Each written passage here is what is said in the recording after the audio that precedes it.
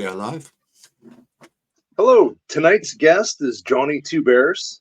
He is kind of new to us Northerners. He is a researcher, an audiophile, a collector of cool gadgets, a husband, a father, and from what I have seen, an all-around nice guy. Welcome to He Said, She Said, Jonny. Hey, that's a great intro. Thank you. Thank you for that. I'm a nice guy. So apparently y'all don't know anybody I know. Only you just say that, you know? I try to be. I'm sure there's a few people to be like, yeah, these guys must be talking about fiction. Well, it's a lot nicer than your moniker for your wife. That is Squatch Bait. Yeah. Hey, she's a good sport. I've had her out a lot of times when things have happened around here.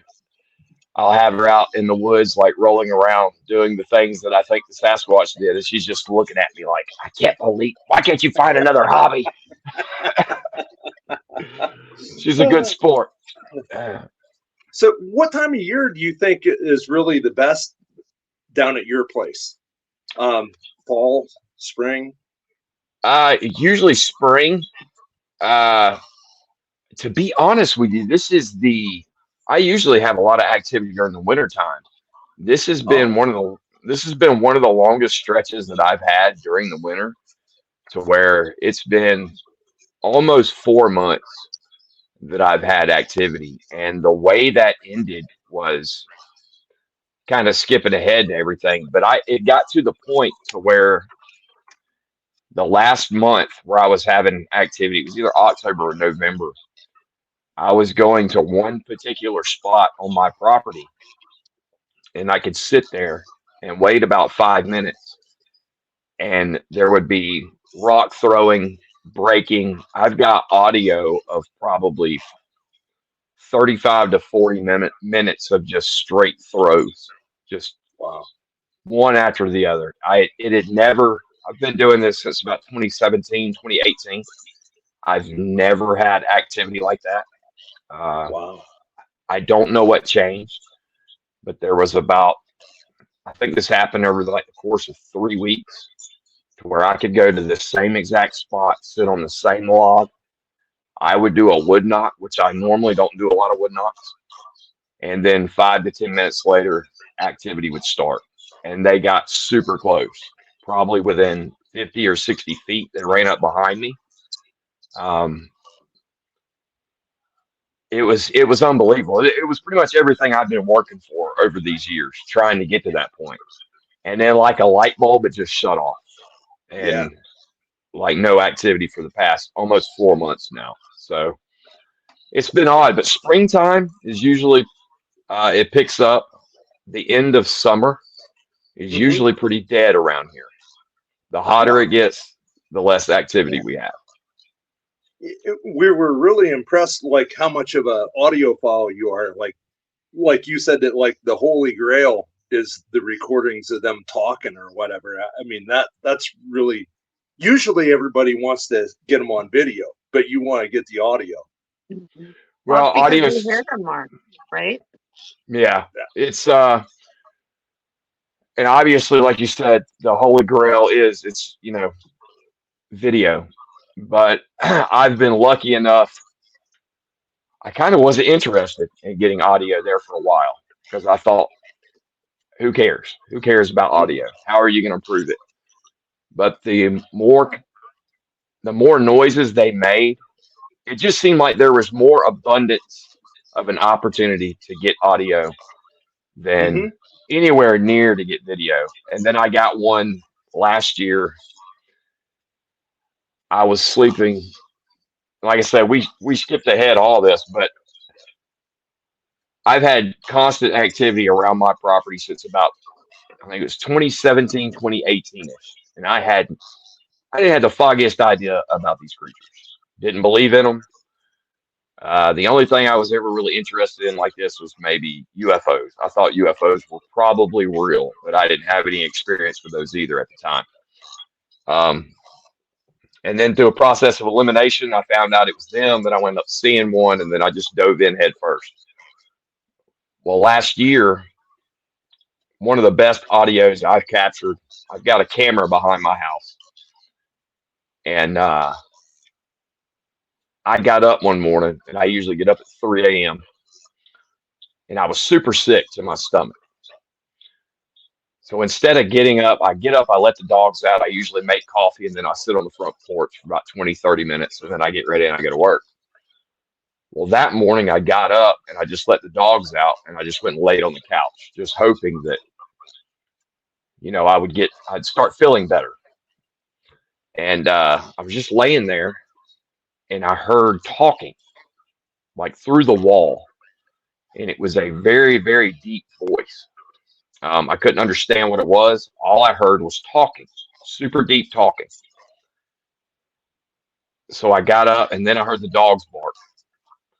I got up and I looked around on my back porch, didn't see anything. I got good enough. I'm like, all right, I got to go to work. Went and got ready, and I left. And I checked my camera, and the audio picked up what sounds like one of them walking on my back deck. Super obvious walking, and then talking. It makes it's like a ushka, and it does it.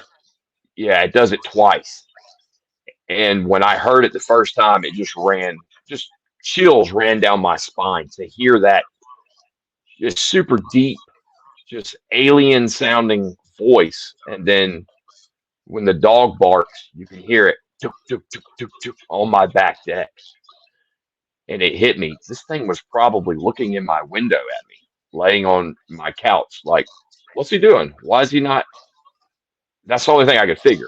Because normally I don't have activity in the morning time like that. But maybe it was the change of routine or whatever. But that talking in itself was just mind blowing, and to realize how close they were. So I really started to focus more on, the vocalizations and stuff. I still try to get I've got like 3 different thermal cameras. I got all kinds of little cameras, I try to record from beginning to end when I go anywhere now. But I've got a really good parabolic now that I got from Robert Kreider. He makes one. It's custom. He's a Sasquatch researcher. And it's pretty pricey, but it is worth the money. I actually got a week ago, I went out in the field and I got a recording with his parabolic that I didn't hear.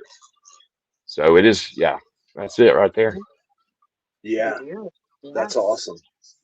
Yeah, I've mounted it. The parabolic itself is pretty expensive, and obviously the thermal is, but the mount that it's on, it's not that bad. I paid like $100 for the PTZ that you can use a remote with, and it moves it back and forth, up and down. And then it's just got a little magnet I bought on Amazon for like $9, and I could just put it up on my roof or whatever, and control it. So that's been a good piece of equipment. Do you catch anything on the thermal? I got over the years, I've gotten a few that I think are them, and then I've got one that I'm about 99% sure it is one of them. I've got a thermal from, I think it was last year. It started out, my wife was actually going out in the car to retrieve something. She sells stuff online, and she had to go to the car to get something, and I'm sitting on the front porch.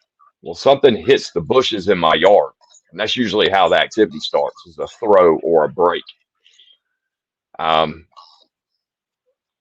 don't know if y'all can hear that. I can hear myself talking after I talk. Do y'all hear that? Echo. There's a little bit of an echo. We have just a little bit of an echo, but it's not horrible. Okay, I just want to make sure. Yeah, you're doing good. All right.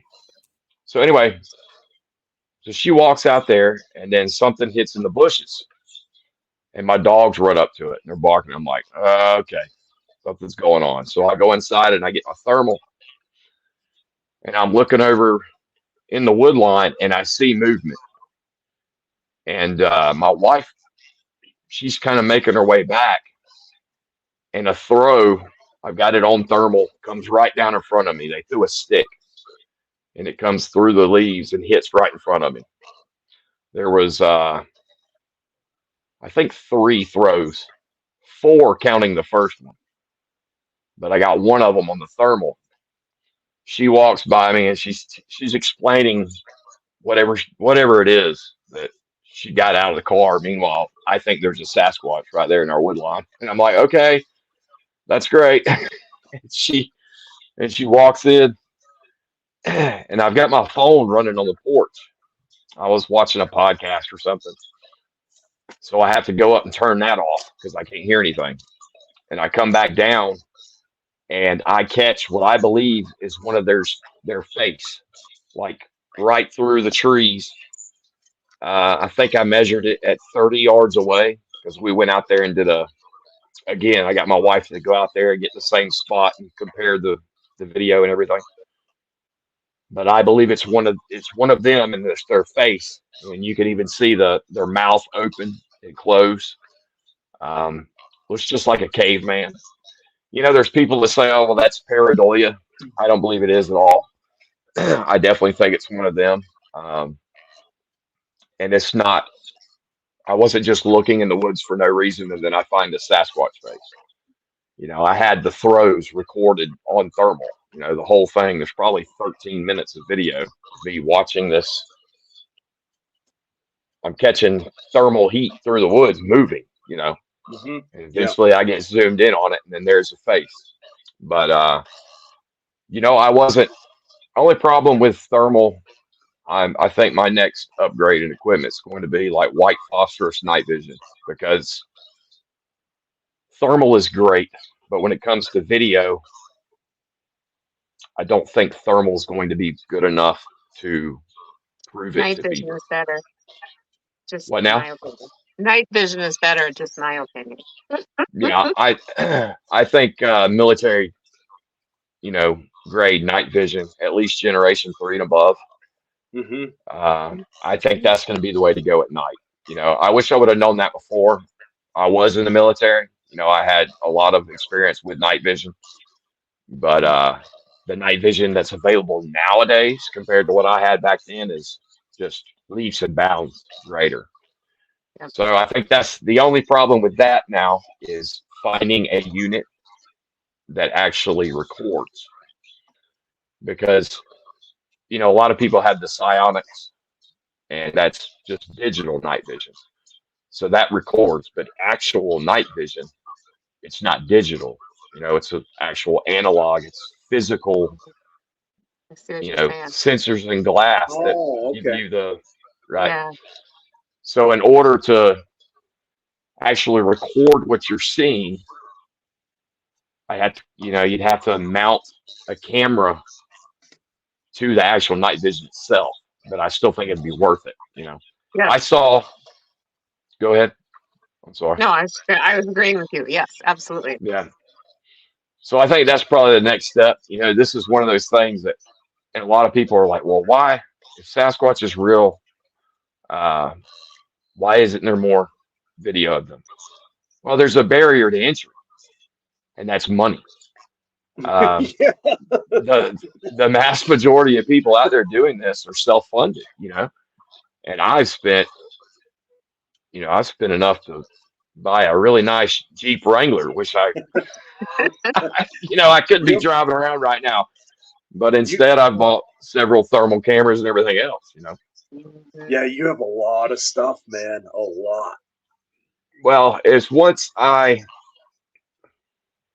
I said, I didn't think these things were real. I didn't think there was any reason to be looking for them. Did you move into this house that you're living in now, that all this activity started those years ago, 5 years ago, 6 years ago? No, Or actually, was there always?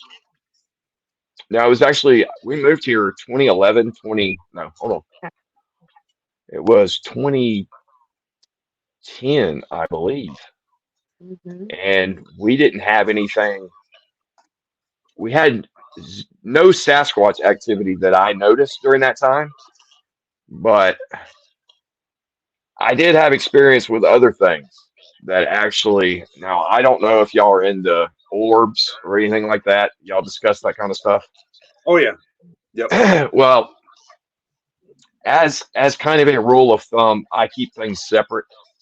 I don't do paranormal research, but I would be a liar if I told you that I haven't experienced some very strange things. In fact, uh, it was 2012.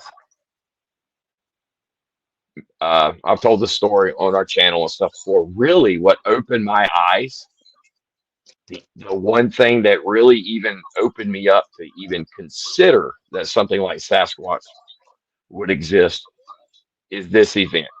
Uh, about 2012, my wife and I were having a lot of problems. We had gotten separated like a year before that. We got back together. We tried all kinds of stuff, counseling, church, all kinds of stuff. Um, and it finally got to the point where we had this massive argument. And you know, I mean, I'll fully admit, up to that point, 75% of everything that was going on was my fault. But just this one time, I thought it was her fault. So that was my that was my Never excuse the to be girl's like, fault. right, yeah. I was Been like, there and done that.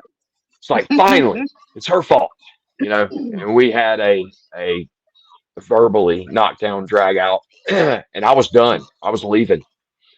Uh, we had tried everything. Nothing was working.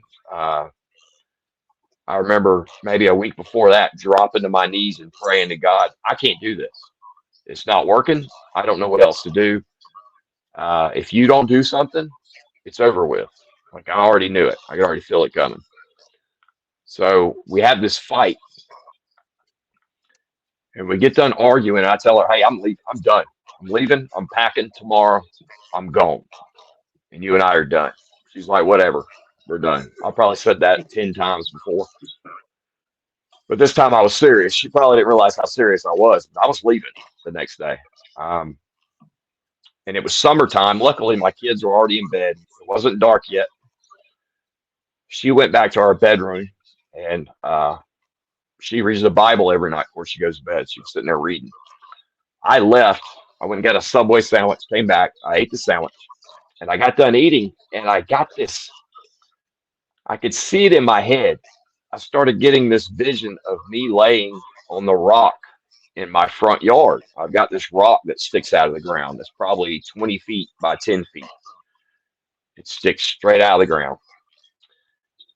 And I kept feeling like I needed to go lay on this rock. And I even thought, like, what is this hippie bull crap that's going on?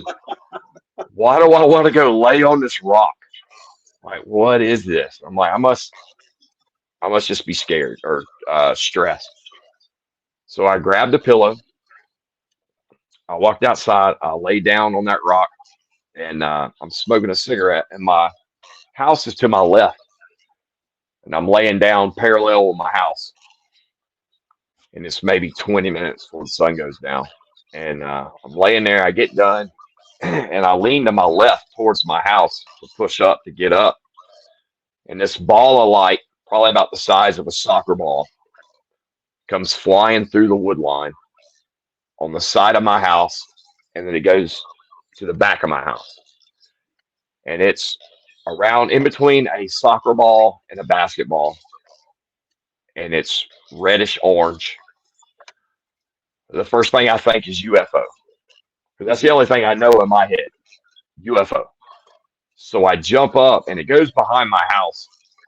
And like the front of my house is 1 story, and the back of my house is 2 stories because it goes downhill. And it was right at the level of my gutter. So it flies behind my house. I jump up, I run to the other side of my house to see if it's going to come out, because I figure it's just flying by. Well, it doesn't. So that freaks me out. So I run inside. My wife's still sitting up in bed. I go, I check on the kids. I've got a son and a daughter. I check both of their rooms. And I'm like, crap, what do I do here? So I go in there and I tell my wife, I'm like, hey, I know we're fighting right now, but I just saw this big ball of light fly out of the woods and go behind our house. And she looks at me and she doesn't freak out and she doesn't act like I'm lying or something. She just kind of says, well, all we can do is pray about it. And it hits me. I'm like, I got all this experience with weapons, fighting, and I got guns and swords. What am I going to do with a ball of light? What? I don't know how to handle a ball of light. I don't even know what this thing is. So I pray about it. And it hits me right then and there. I'm like, I'm so scared of whatever this is. It just hits me that there's no way I could leave my family. Like, they're mine to protect. I got to figure this out. There's no way. The idea of me leaving the next day, that's gone. So I go out in the living room and I actually hear what sounds like something on the roof. So I run outside again and I'm looking around on the roof and in the air and everything. I don't see anything. I come back inside. I sit on the couch. I turn the TV on and I'm just like, what in the world is going on here? And then my wife screams my name, like just blood curdling scream. I never heard her scream like that ever, and not since. Just absolute fear. I literally jump up and go over the back of the couch and run in the bedroom. And she's sitting up. She's got the covers pulled up to her face. She says, I saw it. I'm like, saw what? She said, that ball of light. And she said that she got done reading. She put the Bible down. She turned the light off. She grabbed the covers, went to pull them up, and went to lay back. And then about a foot away from her, it just appeared. She said it was the size of a pea, and it was as bright as, like, if you take a drag off a cigarette at night, how light brightens up like that. She said she could have reached out and touched it. Well, she screams when she sees it, and it just disappears. Well, we go through this whole thing. I go and I get the kids. I put them in bed with her. I don't know. We don't know what's going on. We've never experienced anything like this. I stay up till like 3 a.m. She sleeps with the lights on. I finally get ready to go to bed. I put the kids back in their bedroom because nothing else has happened. I turn all the lights off. I go to lay down in bed. I go to pull the covers up on me, and the same thing that happened to her happened to me. Off to my left, only about 2 feet away, that same ball of light that I saw outside is now inside, but it's just like she described. It's a little, like, pea size. And I looked at it, and I'm sure my jaw dropped, and I just slapped her on the butt. I said, hey, wake up, it's back. She sat up, and I went and got the kids again, brought them in bed. We slept with the lights on. We talked about it.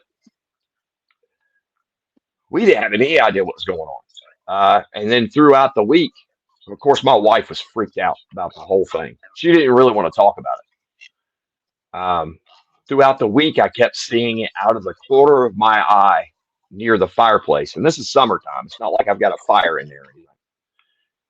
But every time I turn to look, I don't see anything. But I kept catching in that same spot. I kept catching something out of the corner of my eye throughout about a whole week.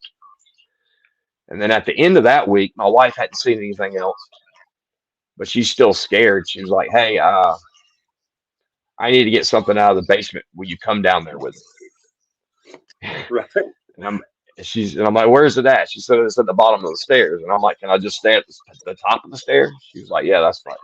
I'm still being a jerk. I could have just gone down there with her, but I'm still kind of holding on to being a jerk, Because remember now, I was right. She was wrong. But yeah. The girl's never wrong. I know that. I know this now. That's why we're still together after 15 years. I learned my lesson. But she goes down to the bottom of the stairs. I'm just standing there, casual. She grabs some shipping envelopes or something. She's coming back up the stairs, and that same ball of light appears right above her head, about a foot above her head. And as she's walking up the stairs, it stays the same height with her. It's just coming up the stairs with her. I didn't say anything to her until about 6 months later. I didn't say a word. I didn't open my mouth. I didn't react. I didn't do anything because I knew if I told her that whether we were going to fix things or not, she was going to want to move. That was Right, going to be it. right. So that happened. And it took months for me to realize that all of that, it was actually, I contacted MUFON and tried to tell them, hey, I think we're having UFO stuff. And it never even dawned on me. That's how deep I was into my own crap. And the guy said, Johnny, I don't think it's UFO you're dealing with. I think this is spiritual. And I'm like, oh, crap, you're right. Like all of that, it literally, if that wouldn't have happened that night, I was leaving the next day. There's no telling how our story would have ended, So that's a big jump to Sasquatch, but that's the one thing. If that never would have happened, I don't know that I would have been mentally open enough to even consider several years later when the Sasquatch activity started. I would have either ignored it or I'd still be running around chasing a human, is what I thought was going on for several years. So that's. Do you think Sasquatch is multidimensional? I have seen no evidence of that myself. What I have seen though, what I have experienced is their intellect, their ability to think, their ability to formulate plans to manipulate human behavior, their speed, their agility, and the fact that we've got video of one. It's only one clear screenshot of one. But on the day that there was 3 of us that had 2 sightings on one day. And I mean, I can go into that story in a little bit, but in between these sightings, we were following it after we saw it. It was 40 feet away from us in the wood line. We were looking for it. We just got done seeing it. And it was 40 feet away and we never saw it. But we've got it on video. We've got that one screenshot of its face. And do you have that up somewhere? Can people go and have a look at that? Yeah, I do. Hold on one second.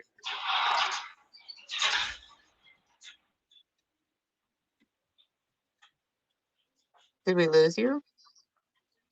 Oh, you're still there.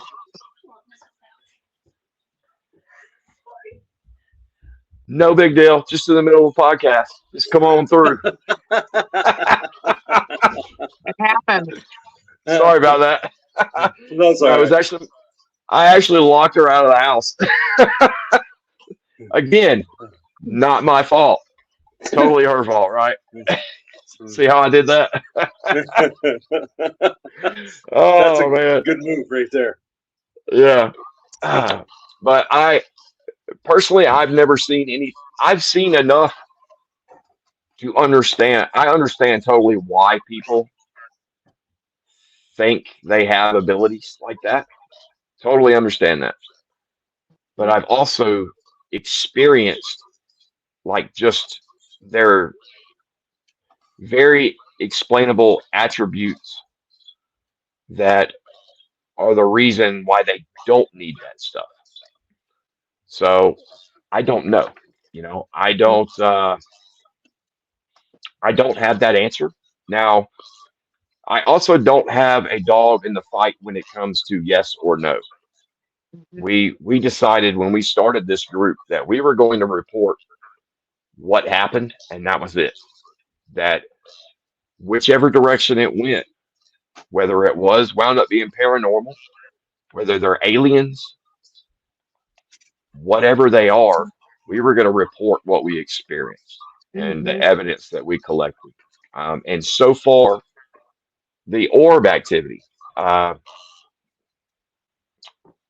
there's been, say, 4 in my family, 5, 6, 7, 8, 8 or 9 people between my house and my neighbor's house who have seen these orbs over the years. But I have not seen orbs on other properties. I've not seen orbs in the woods anywhere else. For whatever reason, the orbs were pretty frequent around here. And that's interesting, because when my team has been up in the woods and we've run into Squatch, there's always orbs, always. Right. So well, that's interesting that you haven't seen them in other places. Yeah, I mean, like we have a property right now where I have found the best evidence physically, where 3 of us have had 2 sightings on one day.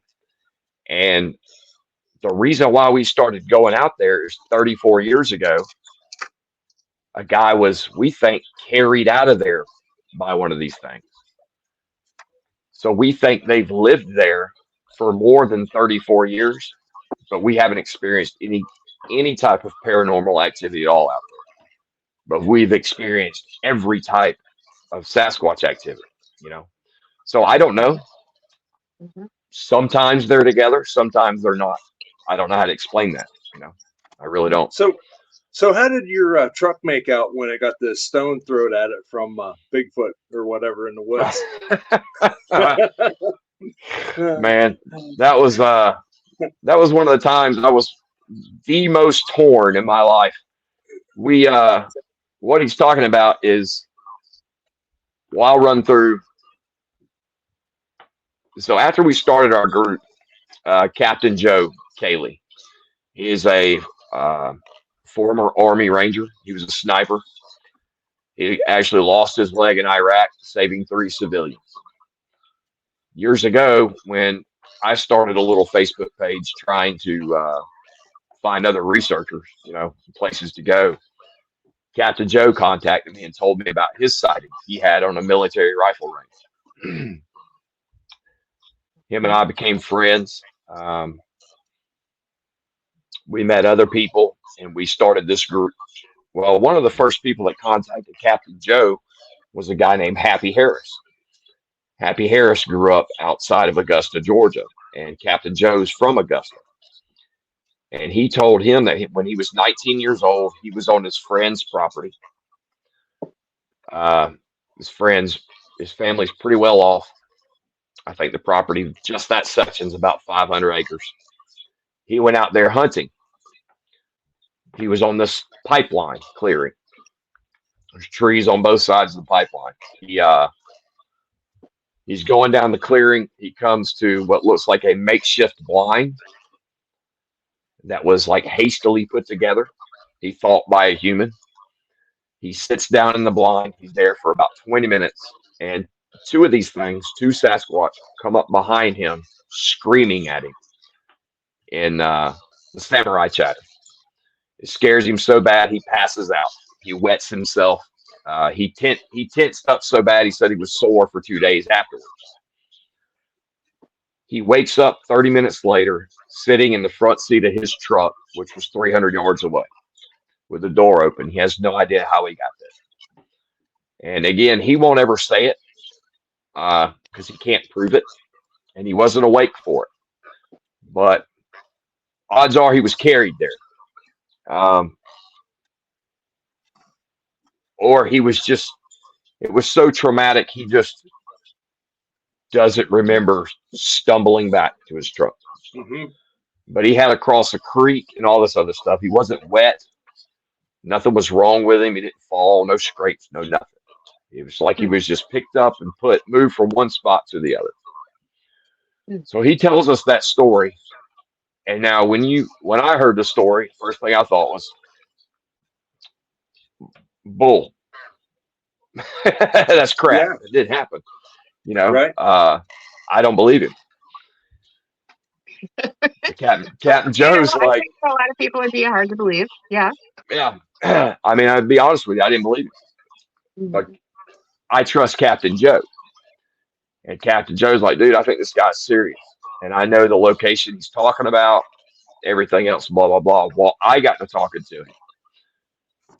And by the end of the couple of conversations of listening about the area, hearing his story, and then we interviewed him for the podcast, I believed him 100%. And after that kind of clicked in my head, wait a second, I think this guy's he's telling us the truth. That really stuck out to me. Out of all the places and all the things I've heard around here locally, very few times where you hear these creatures actually touching people, if that's what happened. Mm-hmm. And he had access to the property. So we put a team together and we met him out there. Now, Captain Joe, he's got a cabin about 20 miles away. So it all worked out pretty good. We all go out there and he's going to show us all we're going to do. I'm going to interview him where it happened at. And then we're going to look around and see if there's any sign of these creatures out there still. I mean, it's a very rural, surrounded by farmland, out in the middle of nowhere, surrounded by forest. Perfect property. So we get out there, we get out of the vehicles, we get our cameras ready, we walk through this one small section of woods, and we come out on the pipeline. And Happy's walking up and down trying to find exactly where this happened, right? Well, Scott DeForest, he's another team member. He says, hey, I got a track. Now, the area we're in is this long pipeline that runs right through the middle of the property. And there's a deer feeder right there where we're at. It's an automatic solar-powered deer feeder that goes off. And about the time he says that, I look down, and there's a track where I'm standing. And we find these tracks. It looks like they're running. We think they're hunting off these, probably hunting deer off these deer feeders, just like us. So we follow these tracks into the wood line, and we come to these big pine straw nests. They're like pine beds. It looks like something sat down in the middle of pine straw and just pulled it all to the middle, like a donut. We found one that looked like it was just made within those couple of days before we got out there, and then we found an older one that they had abandoned because there was water in it. We found a bunch of bones out there. We found all kinds of evidence that, hey, wait a second, they're here, and we're already celebrating. Like, happy, dude, you're a little vindicated. In my eyes, you're already vindicated. We've already found these beds were some of the most amazing physical evidence I'd seen in person. And we're already thinking, dude, this is great. There at that time it'd been like 32 years. They're still here 32 years later. That's amazing. So we all look around, hang out that day. Two of the guys leave. Me, Scott DeForest, and Happy Harris. We stay there after dark. Build a fire. We're hanging out. Maybe 2 hours after the sun goes down, we hear it's a couple of vocalizations. Now, at the time, we thought maybe they were canine. Something was off about them, but we're like, well, maybe that's canine. We later found out after I got home, the first couple howls, they might be canine, but then there's in it. Obvious calls, obvious Sasquatch vocals. No way around it. So we hear those, don't know it's Sasquatch.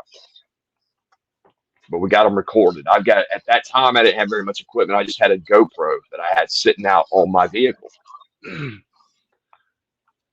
So that happens. Maybe 45 minutes later, we've got our vehicles. Actually, I don't know if you can see. I've got it drawn. I don't know if I can zoom in or not. Anyway. Is that the dry erase board? Yeah, that's the dry erase board. So I don't know if you can see it very well. You're like the Tim Russert of Bigfoot. Yeah, you didn't think you were gonna get away without some drawings tonight, did you? So I'm Me gonna too. use That I'll looks use good. red. That's one wood line, another wood line. Here's the pipeline, and our vehicles are right here lined up, and then we're like right there. Well, we're sitting there, and I start hearing like bumping noises behind me, like either something stomping or dropping or something. But it's very, I can't hear it very well. I just asked the guys, "Hey, do y'all hear that?" They're like, "No, we don't hear anything. What is it?" I'm like, "I don't know. It sounds like some kind of bumping noise or something."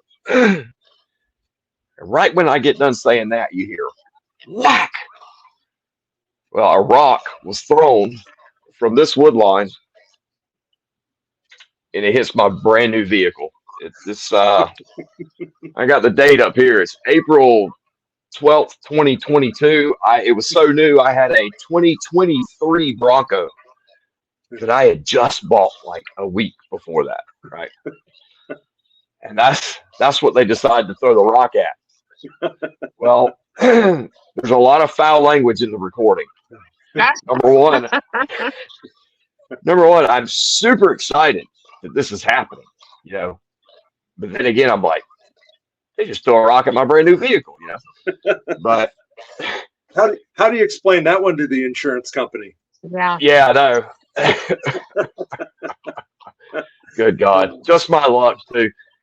But so that happens, and we're like, yeah, we all heard that, blah blah blah, and we're sitting there talking.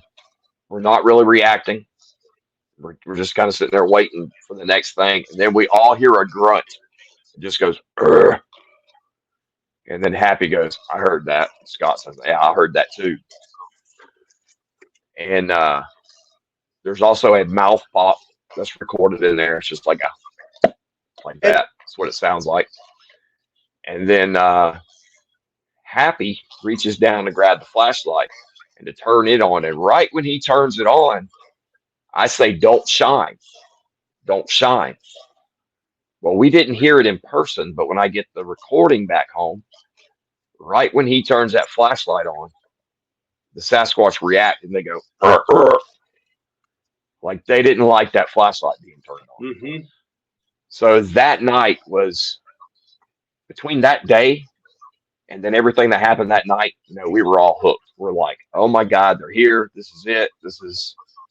That's the hardest part.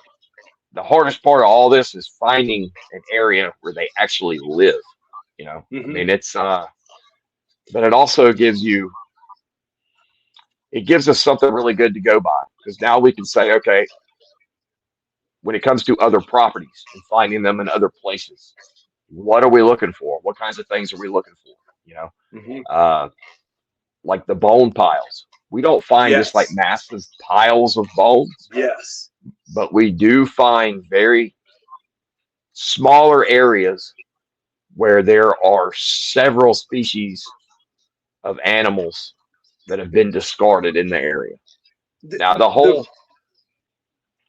bone go ahead. piles, did you ever check them for like teeth marks?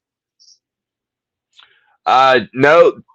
Well, yeah. I mean, we looked through all of them. We couldn't find. I have never found like obvious teeth marks in them. Mm-hmm. We found a lot of rodent bite marks and stuff. Yeah. But there's also too. There's things that like people ask me about DNA and stuff like that all the time. Like there's been situations where we could have gotten DNA or stuff like that with finding the bones with teeth in it. I mean, I'll be honest with you, there's stuff that I know it's going to be $7,000 to get something like that analyzed, you know? Yeah. So there's things that we just don't even, we kind of just skip over. We kind of just say, all right, well, you know, what do you do? Like, again, that's the barrier to entry. That's part of what keeps them hidden, is the financial aspect of all of this.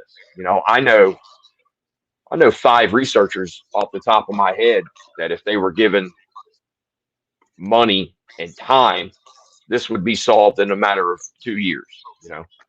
But that's just not the reality. So we do with what we can. But we found in another area, it's actually where Captain Joe's cabin is. It's on the same trip that we did there. He also had activity on his property. I think we found, I want to say 27 dead dogs in one area. Wow. I think it was. It's either Why would they 17 or put- 27. Why would they hurt dogs? I've never heard that before. We really don't know. It started out where he had set up a deer blind in the area, and then he set up game cameras and a feeder. Well, he went back out there, and his feeder was completely destroyed, and the game camera was out in the swamp. He came out there again, and there was one dead dog laying across the trail. He sent me a picture of that. This is before we even went out there. Maybe a month before we went out there. So we go out there after we do happies. We go to his location. We're walking down to that area, and we find the skeletal remains of a dog. And I'm like, "Hey Joe, is this the one you're talking about?" He's like, "No, dude, that's a different one." Wow. I'm like, "Okay, so now that's two." So we just start walking through there, and I honestly can't remember. It's on video. I think it's called From the Happy Place to the Valley of Death. And it's either 27 or 17 canine remains that were out there. And they were all surrounding his deer blind. So it was maybe about a quarter of an acre size plot of woods. And the really odd part about it is some of these bones look like they've been brought in from somewhere else that had been out in the woods for like 2 years and just thrown out there. Like we couldn't figure it out why in the world that would happen. I've heard various stories of people's dogs being killed by these things. But on my property, believe it or not, I think they actually like the dogs. I've never heard of Bigfoot killing dogs before this really? So this is new. Yeah. Yeah. Unfortunately, yes. Now, I believe in most cases it's probably self-defense. In that case, on his property, I think it was a get out. Honestly, I think it was. Okay, what kind of wildlife do you have down there? I mean, is there something that would kill these dogs? And bring them to the same area like that? No, there's nothing like that there. Okay. And they weren't all. Dog man, is that like a? Do you research what dog? about Dogman? Yeah, could have been a different cryptid. It very well could be. We didn't find definitive evidence that it was a Sasquatch. We did not find tracks 100% saying that it was a Sasquatch that did that. Something with the ability to think and the ability to, it looks like, hold a grudge. This isn't a place to where, this isn't a place that random people would come to. He's not out there enough to where if somebody didn't like him, they're like, "Hey, let's go dig up, let's go find a bunch of old dog bones and new." Actually, the last day we were there, we found a brand new dog that had been killed. It had to have been killed only 8 to 10 hours before we got out there. And it was sitting up against the fence on the drive in. What it is, I don't know. But out there at the other research area, we found numerous coyote bones. In the same area, we found the deer bones. So it's deer, coyote, and hog are what we're finding out there in this one specific area. Now, the whole property, it does have bones on it. I mean, there's a ton of wildlife out there. But in this, we've got videos of it. In this one small section, there's various species all in the one spot. I mean, they got to eat something, you know. Mhm. So That's one thing that I'm real impressed with in your area too is like the tracks that you get. Oh man, they're so good. Most of them I've seen, they're so good. Like the one where you had the handprint across the creek, and if they're running oh, that was on all, oh if, God, yeah, dude, if they're that running day. all fours, you might be one of the few people that surmise that running on all fours would get rid of the mid-tarsal break. Dude, the that day, we got 10 minutes. Oh, I'm trying yeah. We I'm don't trying to have to run through put it. exactly on this spot. Okay, go ahead. Well, we'd gone out there after that first trip. We'd gone out there a couple times after that.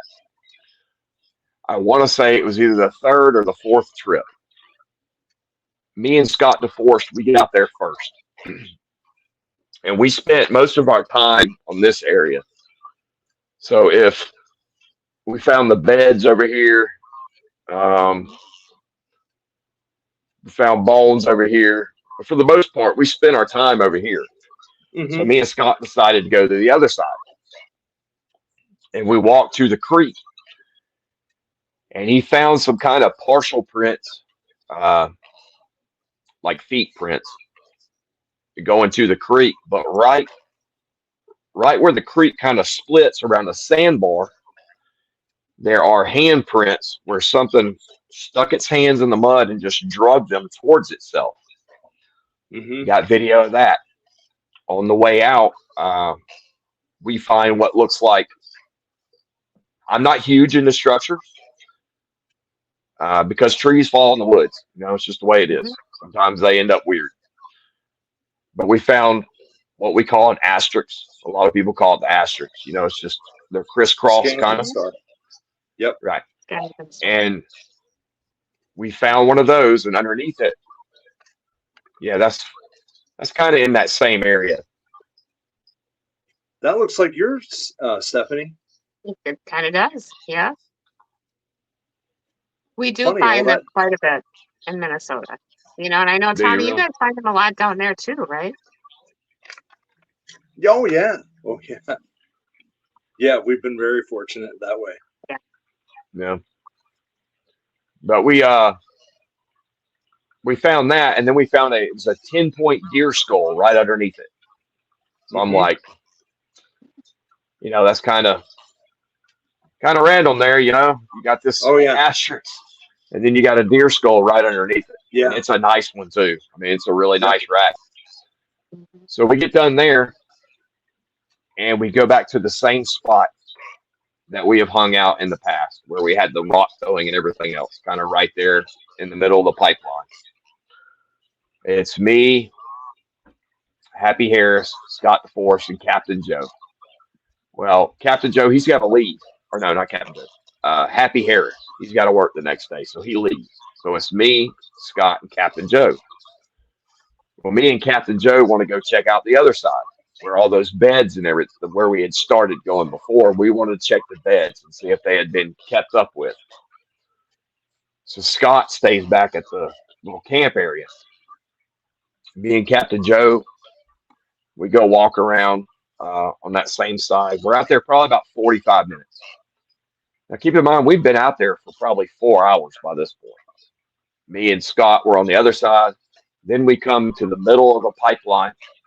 We're all hanging out, not being quiet, talking, telling stories, laughing. Happy leaves, and then we go out in the woods. Me and Captain Joe are not being quiet. We're just walking around, So we start heading back. We go out, hit the creek, and kind of turn around and come back. Well, and this is where my rule of record at all times came from screwing up, basically. Joe's about 50, 60 feet behind me. I stop because I find another deer skull. I put my phone in my pocket. I pick it up. I look at it. I drop it. I probably walk maybe, I don't know, 15, 20 feet And I just stopped. I still to this day don't know why I did it, but I stopped dead in my tracks and I turned to my right. And there's a Sasquatch standing 50 feet away from me, completely unobstructed. And it's standing. Now, we refer to it as a juvenile because it wasn't big. It was lanky. It was only about my height and it looked kind of scraggly. I couldn't tell you if it was male or female, and I can't honestly tell you how old it was. There's no way, but we just call it a juvenile because it was not a big one, especially compared to what we saw later on. But it's standing there, and it's got one hand up like this, one hand down, and it's kind of looking like this.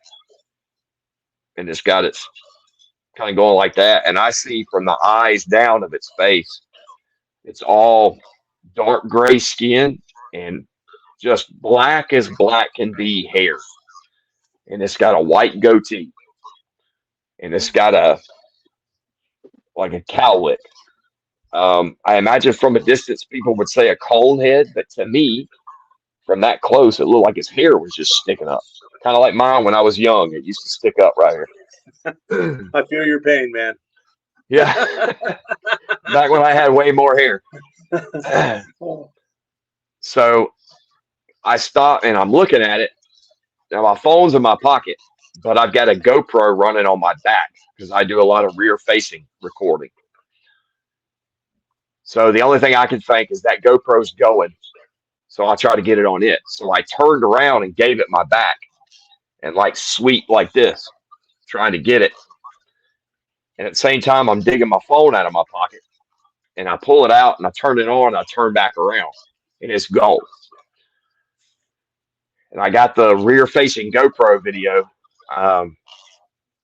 And I say, Joe, I swear to God, I just saw one. He's about maybe 60 feet behind me. And you can hear, I don't know if I was just in shock or what it was. It's so obvious now on video when you listen to it and see the video. It's behind me now. And you can hear the crashing and breaking in the woods and the birds going nuts. And it's right behind me. Mm-hmm. But in my head, I think there's no way that it's going to run back towards camp. I don't know if it's just stubbornness or being in shock. I don't know what it was. But I didn't hear that at all. And even in the video, you can hear Joe say, there's something at my 1 o'clock here. He was hearing the same thing. So I'm looking back and forth trying to find it. He's saying stuff. I'm completely blocked him out. And I stopped and I'm like, all right, what do I do? What do I do? And all I can think is, all right, maybe I've got it on my rear facing GoPro. So I run back to Joe and I'm like, dude, I just saw one, blah, blah, blah. Turn my GoPro off. I don't want anything to happen to that footage. Turn it off. So we get that turned off. And I go back to where it happened. And I'm like, all right, dude, let's just act like nothing happened. I want to go and see if there's tracks over here, if nothing else, right? So we get separated. He stays behind me. I'm looking around. 5 minutes later, he says, I see it. I turn back around, go to him, and what has happened is he's closer to camp, but behind me still a little bit. There's a big berm out there where they had dug. All this happens in old shooting lanes. There's a deer stand about 100 yards away. And there were shooting lanes cut there at one time. And it's all grown up now. Well, it's not anymore, but at that time it was. Well, it's with saplings and stuff. So there's a big dirt pile there. When Joe saw it, he saw it from the waist up behind that dirt pile, just walking. So we come together. He tells me what he saw. We follow behind. I call Scott. I said, hey, dude, me and Captain Joe just saw one. It's heading your direction because it's going back towards camp. So be ready. He's like, all right, be ready. So we walk back through those shooting lanes. And we get to, I can't remember what happened first, But I know we stopped and we're talking, and we start hearing commotion, like breaking and stuff, like intentional. Intentional. There's no reason for it to be making noise like that. But we knew it was still there. It had plenty of time to leave. It had plenty of time to get out of there. It was intentional. I even say it in the video. It seems like it's taking us back to camp, is what it seemed like. So we walk up, and there's a small creek right there, and we look down, and there's 3 fingerprints in the mud where it had gone down on all 4. Wow. And we're talking just as fresh as like it had to have happened within the past 5 minutes. The sighting itself was mind blowing, but the evidence wise, like I even in the video, I stick my fingers right next to it in the mud. It's like, yeah, dude, his hands were just right here, So we're looking at that, talking, and we hear the breaking and stuff again. So we keep following it. And I'm filming the whole time, looking around. We make it out to the pipeline, out of the wood line. We're celebrating, talking about it. Joe looks like he's just been in a firefight. I probably did too. Just up until that point, I was only still 95% sure these things were real. Even though I'd seen one at night, it was a full body silhouette. That wasn't good enough. I still had that much more to go. But to have that happen and to see one that close, that's it. There's no more. Yeah. I felt, go ahead. No, go ahead. No. That would make you a believer. There's no doubt about it.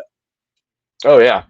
And it also, to be honest, it was a relief that I hadn't wasted my time, because I had already spent a good amount of money on equipment and time going out, being on the internet and going out with people and doing all this research, and there was still some doubt in the back of my mind, and that's hard to walk around with. Like, I don't know how people who haven't seen one do this for 10, 20, 30 years, That takes a lot of determination. I don't know if I would have stuck with it that long without seeing one, Yep.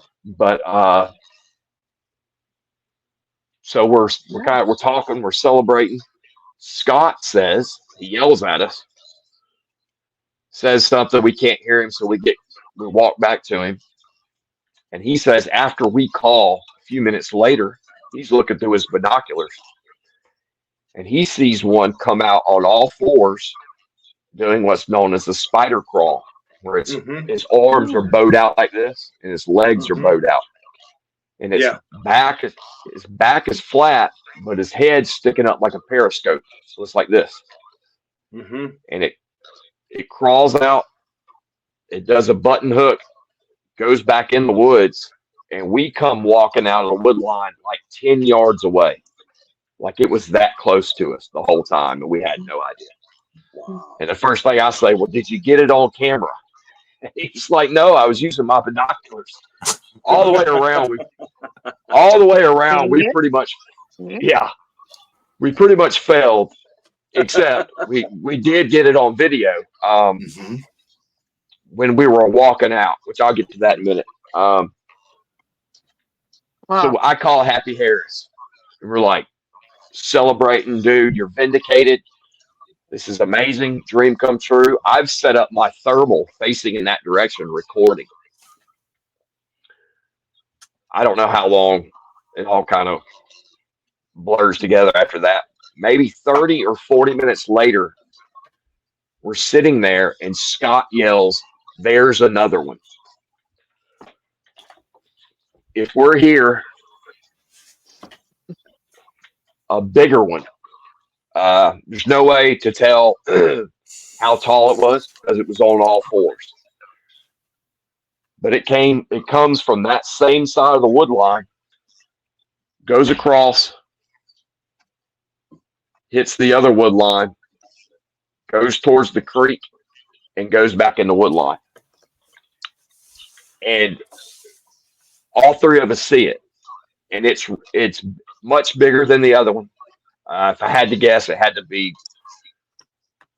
I don't know, in between 6 and 7 feet tall. And very hard to tell because the way it ran blew my mind, as if my mind wasn't already blown enough.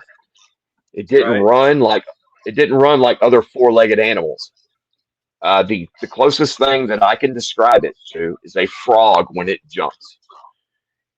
Its hands and his feet would kind of come together in the middle, and it would spring out and be completely flat like Superman, and then come together again and spring out. But it was so quick and so fluid. It was probably about as fast as a dog runs, if I had to guess. Wow. And so we all see this, and I actually ran after it. Of course, it was ridiculous for me to even do that because it was already, again, I'm getting my phone out of my pocket, hitting buttons, and I hit record, and I'm just running. But it's already in the wood line by that time. So we all see this thing. It's the same exact color as the one I saw before, but much bigger. So it makes me think, kind of all of us, that maybe that other one wasn't a juvenile. Maybe it was a female. I don't know. There was no way. There's just really no way for me to tell. And what threw it all off is that the first one we saw had that white goatee, So I go back and I'm like, we've got it on thermal. And I had just bought that thermal maybe a couple months before. I don't know how long before. And I go and I check the thermal, and all the memories filled up. So maybe 12 minutes before it runs right in front of the camera, the memory filled up. So it was like, No. Yes. nobody's ever going to believe us. But you do because you thought. Right. So, and we were still at the point I didn't know. Like I said, I was only 95% sure these things were real. And then once I verified it, Scott had already seen one. Captain Joe had already seen one through a spotting scope on a rifle range during the daytime. He got a really good look at one years before that. I was the only one that hadn't seen one at that time. Yeah. After I saw it, that's when I became dedicated. All right, now I'm going to prove it. Now I want to get it on video. Now, but we did get it on video. When me and Captain Joe come together and I'm recording and we're walking back and it's making noise up ahead of us, what we don't realize is at one time, it's only 40 feet away from us in the wood line. And you can see in the video when we come together, I ask him, well, where did you see it? And I'm walking towards him and I'm filming. And you could see a head stick out side the tree like this, comes back, it goes down and it goes back. And we're still walking towards it. We don't see it at all. And we just got done seeing it. We're looking for this thing, And there's one, you can see it moving around. And then there's one really good screenshot of the craziest monkey face looking thing you've ever seen. And the only way I was able to find it is because I knew it had that black goat or the black thing on its head and then that white goatee. And I found it in the video. And that one screenshot out of all the things that I've recorded, including the thermal,